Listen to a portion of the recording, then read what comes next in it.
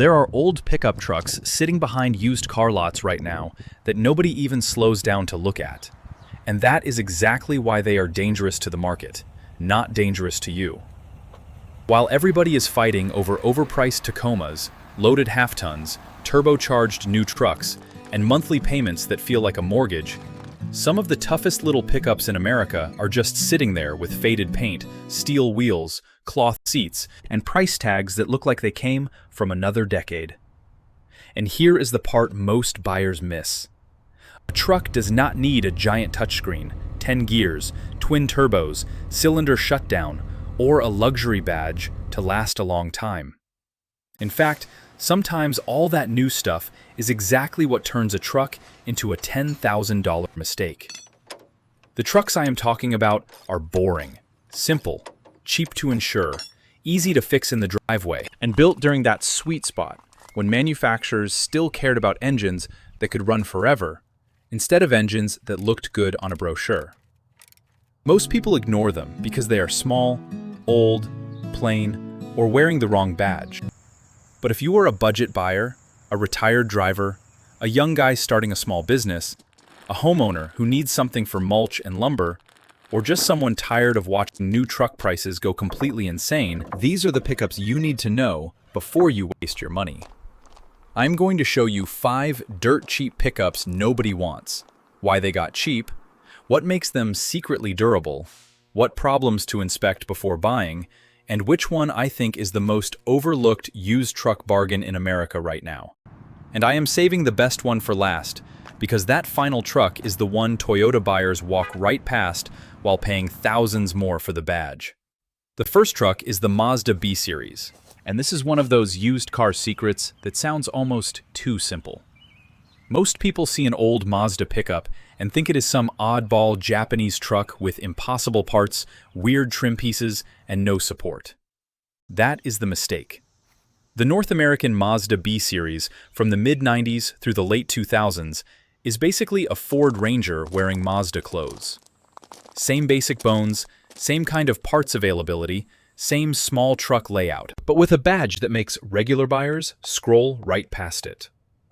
That badge is exactly where the bargain is hiding. You can often find a Mazda B2300 or B3000 for less money than a similar Ranger, because the average buyer does not connect the dots. They see Ford Ranger and think dependable, small work truck. They see Mazda B-Series and think mystery. But the driveway mechanic knows better. The 2.3-liter four-cylinder in the later B2300 models is not exciting, not fast, and not something you brag about at a gas station. But it has the kind of boring durability that saves money year after year. It is naturally aspirated, simple, uses regular gas, and does not have a turbocharger cooking itself under the hood. The manual transmission versions are the ones I like best, because there just is not much to go wrong. You change the oil, keep clean coolant in it, service the transmission, and it can keep doing small truck work for 250,000 to 300,000 miles if the body does not rust away first. And that is the honest weakness. Rust is the thing that kills these trucks. If you are shopping in the Rust Belt, you need to crawl underneath and look behind the rear wheels, around the leaf spring mounts, the cab mounts, and the rear frame sections. A cheap truck with a rotten frame is not a bargain. It is scrap metal with a radio. Also check the radiator support, front suspension bushings, ball joints, and whether the clutch feels smooth if it is a manual. A clean title Mazda B-Series with the 2.3, a straight frame, and under 180,000 miles can be a very smart buy in the $4,000 to $7,000 range. It will not tow your neighbor's fifth-wheel camper, and it will not impress anybody at the boat ramp, but for hauling tools, weekend projects, dump runs, and cheap daily driving, it is one of the best ways to buy a Ranger without paying the Ranger tax. The second truck is the Dodge Dakota, and this one gets ignored for a different reason. The Dakota sits in that strange middle ground. It is bigger than a Ranger or S10, smaller than a full-size Ram or F-150, and because Dodge stopped building it, A lot of people act like it disappeared for a reason. But the Dakota is one of those trucks where you have to separate the abused ones from the good ones, because a clean Dakota can be a serious bargain. The sweet spot is usually the later trucks, especially the 2008 to 2011 models with the 4.7-liter V8. Because by then, Chrysler had improved a lot of what gave the earlier 4.7 its bad reputation. Now, I am not going to sit here and tell you every Dakota is bulletproof. It is not. This is not a Toyota where people forgive everything because the badge makes them feel safe.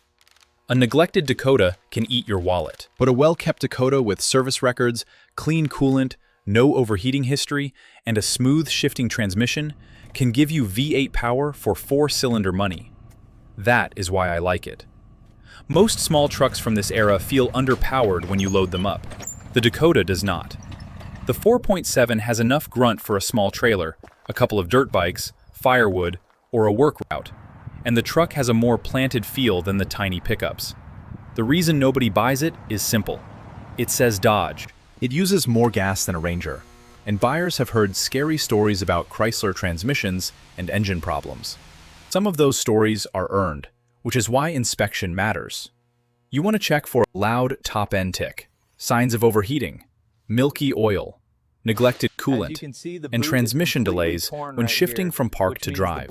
You also want to inspect the upper ball joints, rear differential, brake lines, rocker panels, and frame. A Dakota that has been used like a disposable workhorse is not the one to buy. The one to buy is the older man's truck, the homeowner truck, the one that pulled a small fishing boat twice a month and got parked in a garage. In many parts of the country, a clean ladder Dakota can still be found around $6,000 to $10,000, depending on mileage, cab, and four-wheel drive. That is not pocket change. But compare it to what people are asking for used full-size trucks with twice the complexity, and you start to see the value. The Dakota is not the safest recommendation for someone who never checks fluids and thinks every dashboard light is just a suggestion. But for a buyer who can inspect properly, change fluids, and walk away from a rough one, it is a cheap V8 truck the market has almost completely forgotten. The third truck is the Chevy S10, with the 4.3-liter Vortec V6, and this is the one that built half the small businesses in America before everybody decided they needed a $48,000 pickup to carry a ladder. The S10 is not fancy. The interior plastics feel like they came from a lunch tray. The seats are thin. The door handles feel cheap.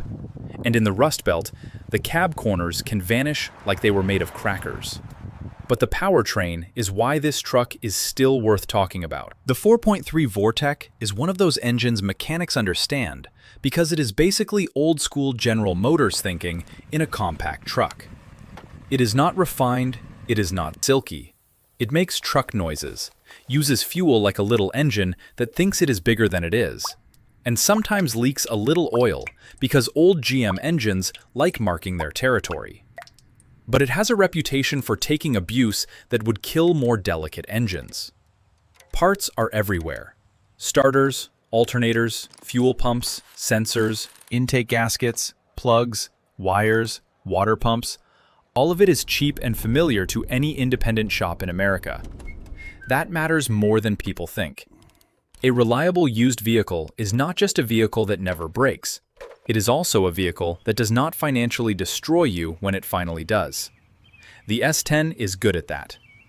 A clean two-wheel drive S10 with the 4.3 is one of the last real cheap trucks left, if you can find one that has not been destroyed by rust or teenage owners. The automatic transmission, the 4L60E, is not magic, but everybody knows how to rebuild one. That means you are not at the mercy of some dealership-only nightmare.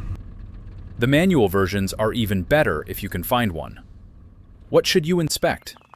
Rust first.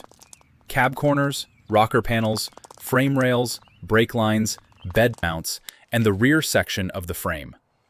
Then, check the intake manifold gaskets, because these trucks can leak coolant around that area, and if the previous owner ignored it, that cheap truck can turn expensive. Listen for misfires, check for rough idle, And make sure the fuel pump sounds healthy, because older GM in-tank pumps are a known wear item. A good S10 is not going to feel modern, and that is part of the point. It is simple enough that a regular guy with basic tools can keep it alive. In today's market, clean ones are getting harder to find, but a smart buy is usually somewhere around $3,500 to $8,000, depending on condition and drivetrain. Do not overpay for a rusty one, because nostalgia is not structural steel.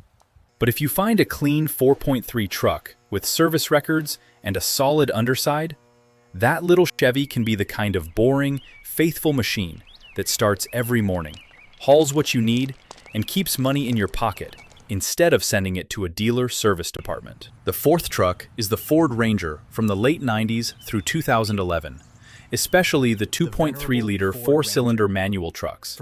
And I know some people are going to say the Ranger is not hidden anymore. In some areas, that is true.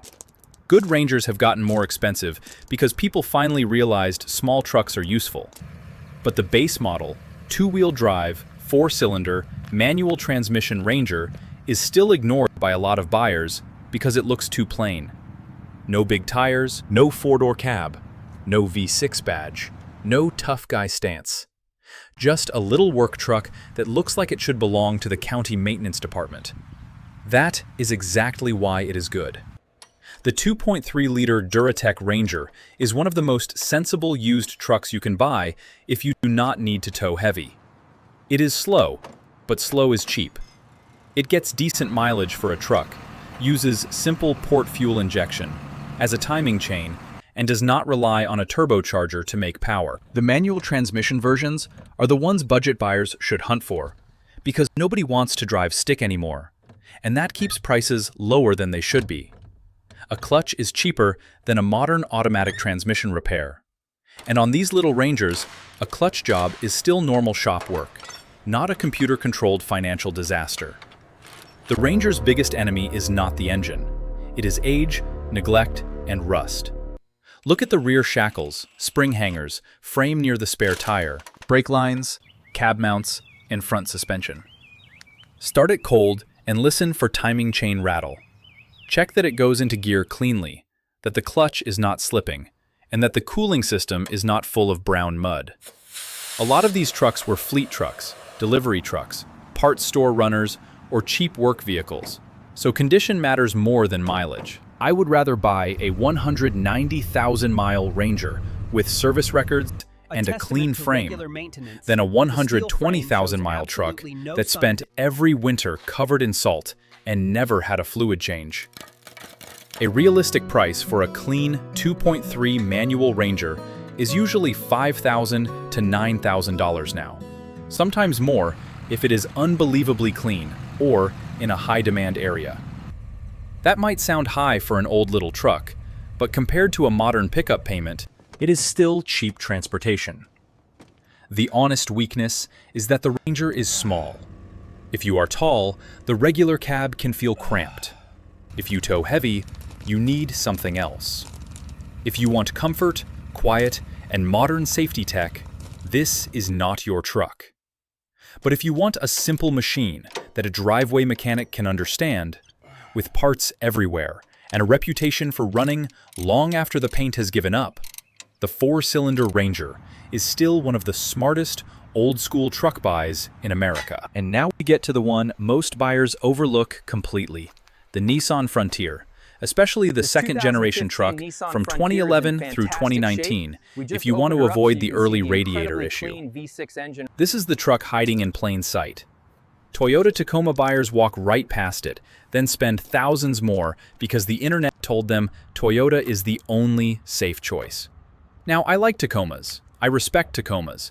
But the Tacoma tax has gotten ridiculous. People are paying premium money for trucks with high miles, rough interiors, rust concerns, and old service histories just because the badge says Toyota.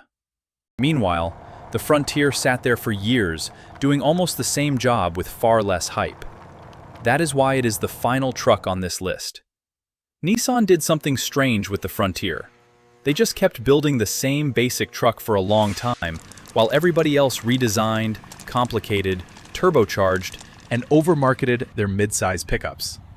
That made the Frontier feel outdated when it was new. But on the used market, outdated can be a compliment. The 4.0-liter VQ40 V6 is strong, naturally aspirated, and proven. It does not have a turbocharger. It does not have direct injection carbon headaches.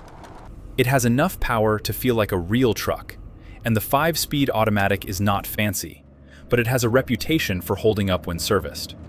The Frontier is not perfect. It rides firm, the interior feels old, the turning radius can be annoying, fuel economy is not great, and some trucks were worked hard.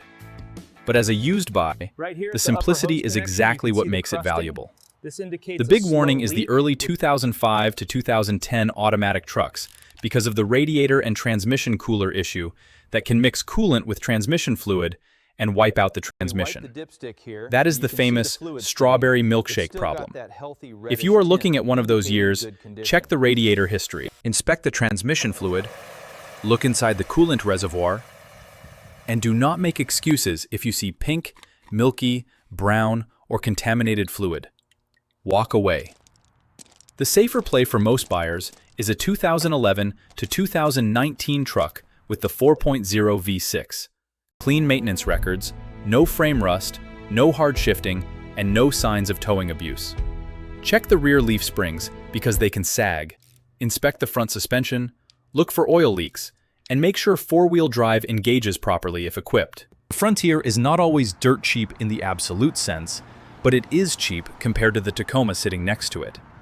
A good 2011 to 2016 Frontier can often be thousands less than a comparable Tacoma, and that difference is real money. That is money for tires, brakes, fluids, insurance, and a pre-purchase inspection. A well-maintained V6 Frontier can make it to 300,000 miles, and plenty of owners have pushed them beyond that, but only if they actually maintain them. Do not buy one with black transmission fluid and bald tires and then blame Nissan when it acts like a neglected truck. Buy the right one, and it becomes the kind of vehicle that just keeps showing up. It can haul, tow modest loads, commute, sit in the driveway for a week, start on Monday, and do the same boring job over and over.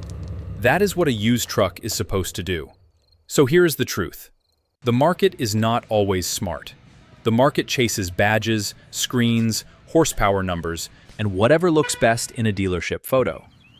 That is why trucks like the Mazda B-Series, Dodge Dakota, Chevy S10, Ford Ranger, and Nissan Frontier still slip through the cracks.